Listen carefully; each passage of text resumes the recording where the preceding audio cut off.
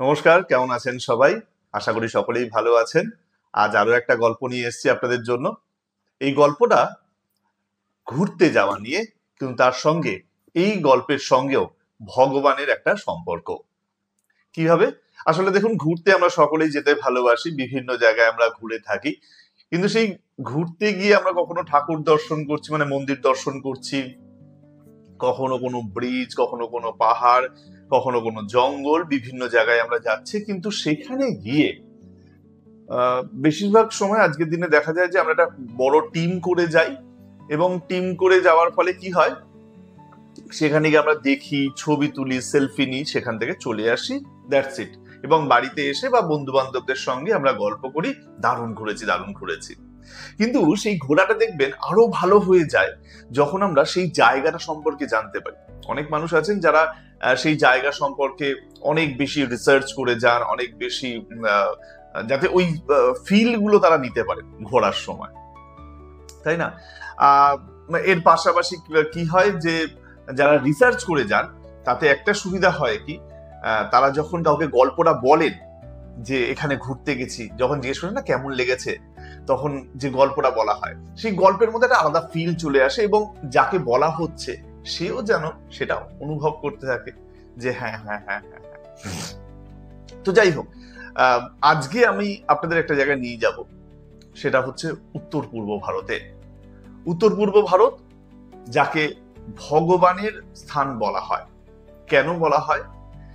এর কারণ হচ্ছে, বলে যে এই উত্তর পূর্ব ভারতে গেলে যে অপূর্ব দৃশ্য রয়েছে ভারতবর্ষের, তা অতুলনীয়। এই উত্তর পূর্ব ভারতের মধ্যে কি কি পড়ে? অসম পড়ে, মানে রাজ্যের দিক থেকে বলছি, অসম পড়ে, মণিপুর পড়ে, মিজোরাম পড়ে, এরকম প্রচুর, অরুণাচলও পড়ে, ত্রিপুরা আসে। তো এই উত্তর পূর্ব ভারতের যে এই সমস্ত রাজ্যগুলো রয়েছে, সেগুলো অপূর্ব। সেই অপূর্ব রাজ্যগুলোর মধ্যে অন্যতম হচ্ছে অসম। এই অসম, যা উত্তর পূর্ব ভারতের সেকেন্ড বিগেস্ট স্টেট, দ্বিতীয় বৃহত্তম রাজ্য, সেখানেই একটি জায়গা রয়েছে very close two Guwahati railway station. একটা দারুণ জায়গা রয়েছে, যে জায়গাটার নাম হচ্ছে উমানন্দ। উমানন্দ বললেই সকলে নিয়ে চলে যাবে ওখানে। কিন্তু আপনি কি জানেন উমানন্দ মানুষ কেন যায়? উমানন্দ মানুষ যায় একটি মন্দির দেখার জন্য, যে মন্দিরটি শিব পার্বতীর।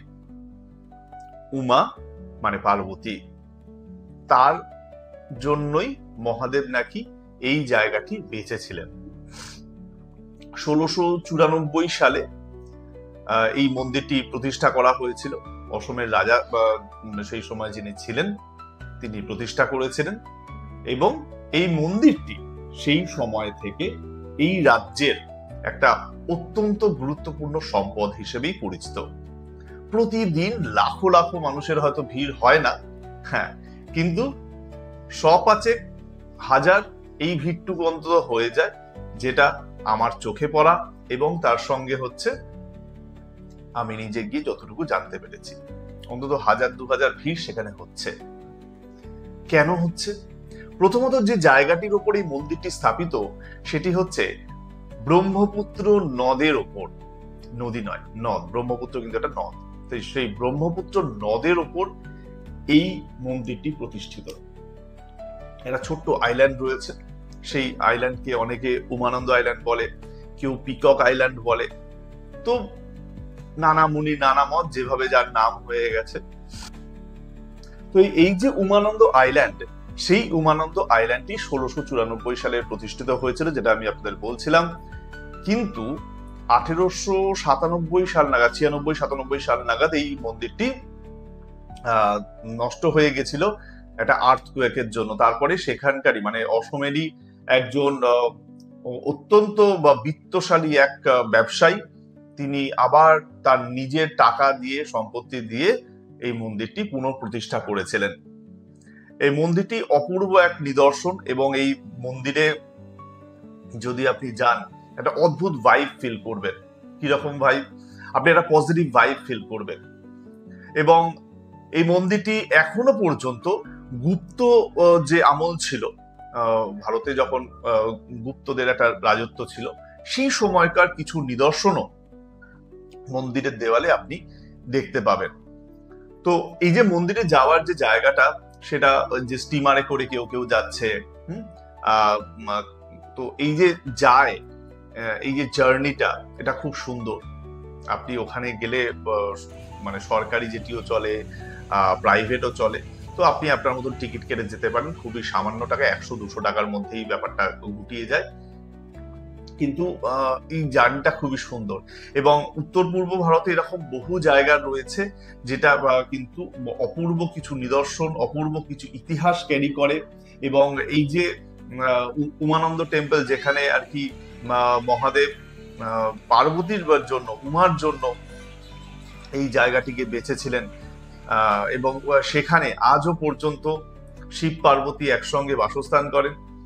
এবং আমরা সাধারণভাবে দেখি যে বিভিন্ন যে মন্দিরগুলো হয়, সেখানে খুব কম এরকম মন্দির আছে যেখানে শিব পার্বতীকে আপনারা একসঙ্গে দেখতে পাবেন। কিন্তু এটা এমন একটা মন্দির যে মন্দিরে এখনো পর্যন্ত শিব পার্বতীকে একসঙ্গে দেখা যায়। গণেশেরও সেখানে একটা মন্দির রয়েছে, এবং আমরা জানি যে শিব পার্বতী মানেই কিন্তু গণেশের একটা যোগ সেখানে থাকবে।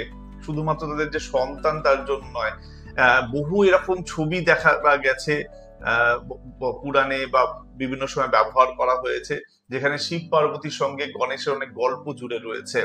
কারণ আমরা জানি যখন এই গণেশের মানে দুটো যদিও ব্যাপার আছে, একটা বেশিরভাগ ক্ষেত্রে যেটা অ্যাকসেপ্ট করা হয় তা হলো যে গণেশের যে মাথা, সেটা যখন কাটা হয়েছিল সেই সময় সেটা কিন্তু শিবের সেই ত্রিশূলের মাধ্যমেই কিন্তু গণেশের মাথা কাটা গেছিল।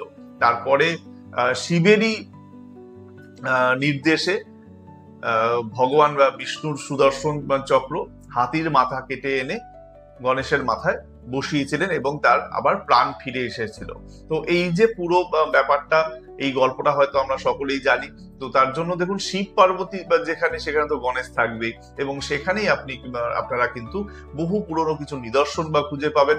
তাই নেক্সট টাইম যখন আপনারা যাবেন গুয়াহাটি বা প্ল্যান করছেন, শুধুমাত্র যে কামাখ্যা ঘুরবেন তা নয়, তার সঙ্গে উমানন্দ ঘুরুন। উমানন্দ কিন্তু একটা আইল্যান্ডের মধ্যে, আপনাকে নদী মানে নদের মধ্যে আপনাকে ট্রাভেল করতে হবে। এটা একটা আপনার জন্য অবশ্যই একটা দারুণ এক্সপিরিয়েন্স হয়ে থাকবে। এছাড়াও গুয়াহাটি বা অসমের মধ্যে এমন কিছু জায়গা রয়েছে যেগুলো সম্পর্কেও কিন্তু আমি আগামী দিনে আপনাদের সামনে স্টোরি তুলে আনবো। তো একেবারে শেষে এসে কিছুটা সারসংক্ষেপ করে দিই গল্পে, যে এই মন্দিরটি শিব পার্বতীর, এই মন্দিরটির জন্য যে জায়গাটা বেঁচেছিলেন নাকি স্বয়ং শিব মহাদেব, দেবাদিদেব মহাদেব, তিনি বেঁচেছিলেন তার স্ত্রীর জন্য, শান্তির জন্য। এই যে মন্দিরটি, সেটি একটি আইল্যান্ডের মধ্যে রয়েছে, ব্রহ্মপুত্র নদের ওপর এই ছোট্ট আইল্যান্ড, যাকে বলা হয় বিশ্বের সব থেকে ছোট, দ্য স্মলেস্ট আইল্যান্ড বলা হয় অন দি রিভার। তো সেটা ব্রহ্মপুত্র নদের ওপর রয়েছে। এবং এই নদটিকে, এই যে জায়গাটিকে অনেকে বলেন পিকক আইল্যান্ড, কেউ কেউ বলেন হচ্ছে উমানন্দ আইল্যান্ড। তো ভিন্ন মানুষ ভিন্ন রকম ভাবে নাম দিয়েছে, এবং সময়ের সাথে সাথে সেগুলো অ্যাকসেপ্টেডও হয়ে গেছে। এবং শিব পার্বতীর মন্দির, যেটা গোটা ভারতবর্ষের সাধারণত অতটা ভাবে দেখা যায় না, একটা দুটো জায়গায় রয়েছে, তার মধ্যে কিন্তু এই উমানন্দ অত্যন্ত গুরুত্বপূর্ণ, অত্যন্ত তাৎপর্যপূর্ণ বলেই মনে করা হয়। আজকের ভিডিও আমি এখানেই শেষ করছি। পরের ভিডিওতে আবার দেখা হবে আপনাদের সঙ্গে অন্য কিছু গল্প নিয়ে। ততক্ষণ পর্যন্ত সবাই ভালো থাকবেন, সুস্থ থাকবেন। ধন্যবাদ, নমস্কার।